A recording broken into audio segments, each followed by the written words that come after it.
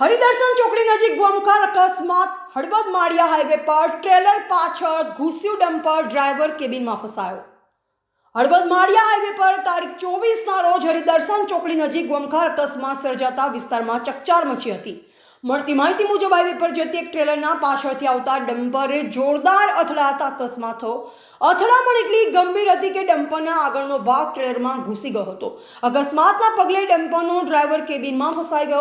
બનાવની જાણ થતાં જ સ્થાનિક લોકો તેમજ રાહદારીઓ તાત્કાલિક ઘટના સ્થળે દોડી આવ્યા અને બચાવ કામગીરી હાથ ધરવામાં આવી।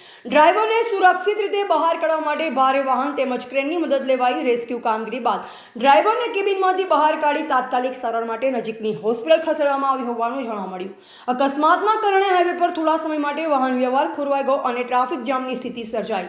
પોલીસે તાત્કાલિક ઘટના સ્થળે પહોંચી ટ્રાફિક નિયંત્રણમાં લીધો અને વાહન વ્યવહાર ફરી શરૂ કરવામાં આવ્યો। અકસ્માતના કારણની વધુ તપાસ પોલીસ દ્વારા હાથ ધરવામાં આવી રહી છે।